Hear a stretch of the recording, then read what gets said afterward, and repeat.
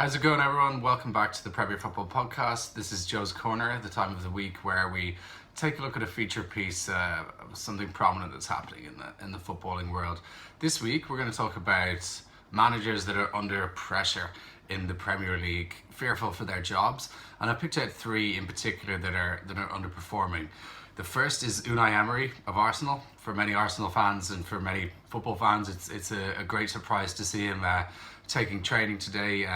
There were rumours coming out on Twitter last night that the staff at Arsenal had expected him to be packing his bags. There were rumours he'd already gone back to Spain, and that a new manager, Nuno, was the name coming out last night. The manager of Wolves was going to be in place in the very near future. That didn't happen. Of course, he took training today. We'll get to that in a minute, and there are question marks over his job. Second is Marco Silva of Everton. Everton have been in shocking form all season, wins here and there, but no consistency. And likewise, he's been given a vote of confidence. He's going to take charge of their next game, but you have to think that the writing is also on the wall for him. And thirdly, Manuel Pellegrini of West Ham, who also must be under extreme pressure. They've not won a game since September. So let's start with Pellegrini. Winless since they beat Manchester United on the 2nd of September. After that, they lost 4-0 to Oxford United in the Carling Cup, and they've just capitulated since then. At the start of the season, I thought that West Ham were going to be pushing for Europa League football. They finished 10th last season after bringing in some established names. You think of Felipe Anderson, Jack Wilshere, Andrei Yarmolenko last season. This over the summer they invested in Pablo Fornals, Sebastian Aller. So they've been throwing money around, and it's come to nothing. They sit 17th. I think they have 13 points after 13 games. They're 3 points ahead of Norwich in 18th place. But on the flip side of that, they're just 6 points off 5th place Sheffield United. They had a great start to the season, West Ham. They were winning a lot of games. They were playing good football, and they've just fallen off a cliff since beating Manchester United 2-0 in September. Something that I think is out of Pellegrini's hands, or to an extent, is the goalkeeper situation. They have this new goalkeeper, Roberto, who's replaced Fabianski, who I believe has a long-term injury. And Fabianski was arguably their best player last season. He was superb, and ever since he's left Arsenal, he's been very good and established himself as one of the best, if not the best, mid-table goalkeeper. And this guy, Roberto, who they brought in, is awful. He can't command his area. He doesn't look convincing stopping shots. He doesn't look convincing at all with crosses coming into the box. I think that the game against Newcastle, where they lost 3-2 at home, was just a damning indication of what they're like. And their defence has been so poor at the moment. Wasn't Issa Diop very highly regarded over the summer, and their whole defence just looks really, really poor right now. So, sorry, you have to be fearful for Pellegrini's job, but I think that he's a manager of enough quality to pull them up the table. And like I said, I think that this goalkeeper is one of the reasons why they're doing so poorly. It's rare that you can blame everything, and indeed you can't blame it all on the goalkeeper, but he's been shocking, and he's definitely one of the main factors as to why they are in 17th place in late November. We're almost coming into the Christmas period now, and I think that they might be the one club out of the three that are patient with him. I think his pedigree, although you could say the same about Unai Emery, but Pellegrini's pedigree is excellent. He's managed Manchester City, won the league with them, won 2 League Cups. He did excellent things at Villarreal. He became second with them, got them to a semi-final of a Champions League. He was a bit unlucky with Real Madrid. He didn't really want to pursue the Galacticos model, and he definitely complained a lot during his time there. I think it was around 2009. Yeah, it was 2009-10 season, and that was when they bought Ronaldo, and obviously you'd be delighted with that, but I think that they'd sold key players as well, and allowed players to leave for free, and he didn't like that. So yeah, I think West Ham might hang on to Pellegrini, and if I was on the West Ham board, I'd be thinking the same. I'd be looking at how the goalkeeper's playing and thinking that they have players who can turn things around. I don't think that he's lost the players. I don't think he's lost the players. With Marco Silva, I don't rate him at all. I actually rate Unai Emery. I don't think he's doing a good job at Arsenal. I think he has to go. And I definitely rate Pellegrini. But I don't rate Marco Silva at all. I think he's a fraud. He came into the Premier League with Hull City in... I think it was 2017. Yeah, it was 2017. Yeah, and he couldn't save them. They picked up form a little bit. And I think they got out of the relegation zone, and then they went back into it, and he couldn't save them. After that, he got a job with Watford, did pretty well at the start, was courted by Everton, and then they picked up 5 points from his last 10 games in charge, which is just shocking, and they were spiralling down the table, and he was rightly potted. Watford are a club who are very quick to act. And I didn't think that there was a bit surprising at the time because he had been doing well before. But if you kind of look back on it now, it's not surprising that someone who's picked up 5 points in their last 10 games is given the sack. Came 8th with Everton last season, which is all right. Never troubled the top 6 really, I suppose, except they beat Arsenal at Goodison Park, but that was when Arsenal's form fell off a cliff, and they almost drew with Liverpool, and then there was that Origi incident. Their goalkeeper Pickford, he just went to catch the ball, and they should have got a point there. But aside from that, they didn't really trouble the top 6, and they were by trouble the top 6, as well as getting results against them. They weren't in contention to break into the top 6.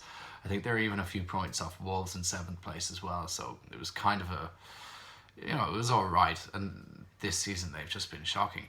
It's not like West Ham, where West Ham were in form at the start of the season, and then West Ham, they've just completely gone out of form. Everton have picked up sporadic wins, but there's been zero consistency.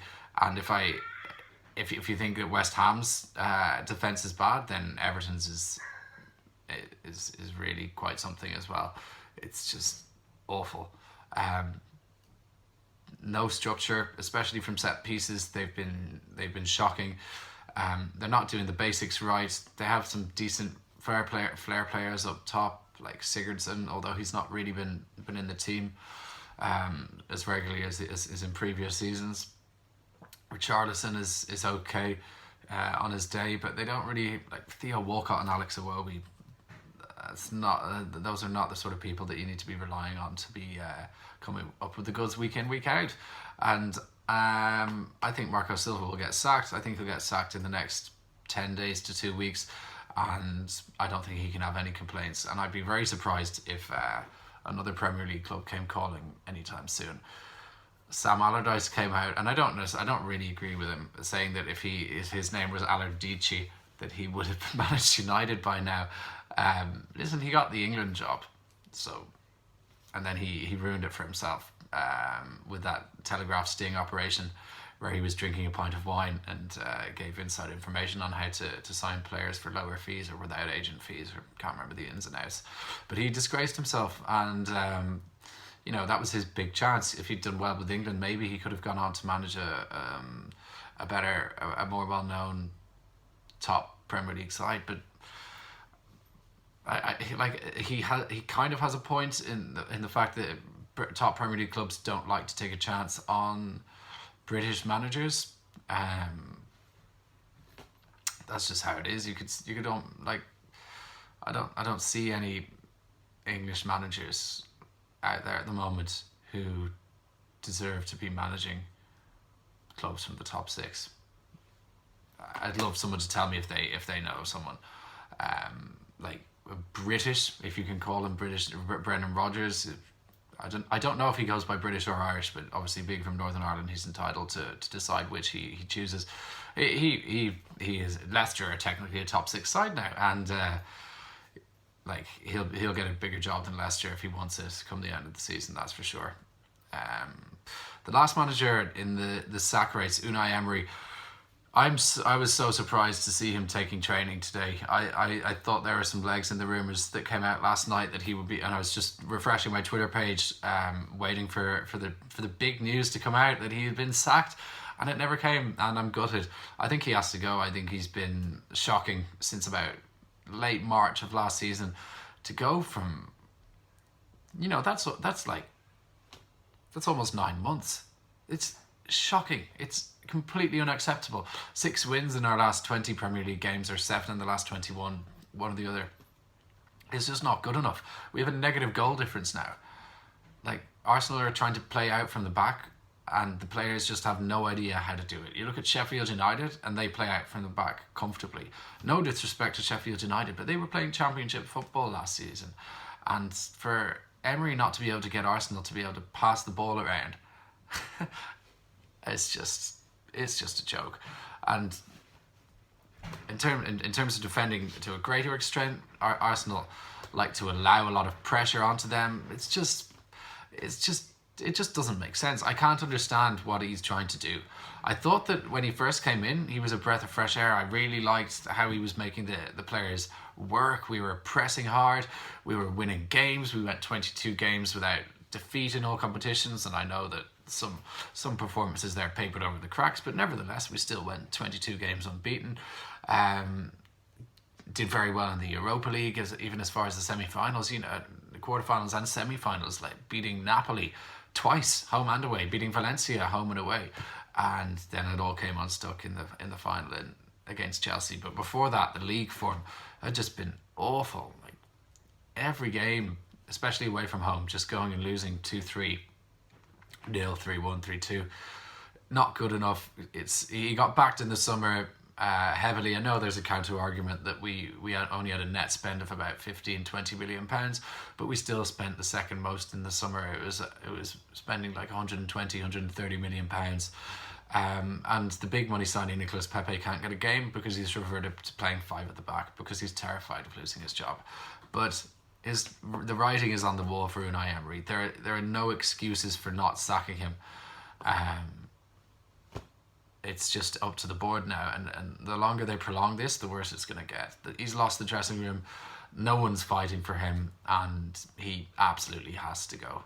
Has to go. Marco Silva has to go. Pellegrini, I would say, give a bit more time. I feel a bit sorry for him with the goalkeeper situation. I think he's a very good manager, and I think that if the West Ham fans can be patient with him, then I think that he'll get them out of trouble and he'll steer them up the table. I can't say the same for Silva or for Emery. Thanks for watching today, guys. Rafe will be back tomorrow with his review show, and the podcast should be out either Friday night or Saturday morning. Thanks very much for watching. Don't forget to like, share, subscribe, and see you soon. Cheers.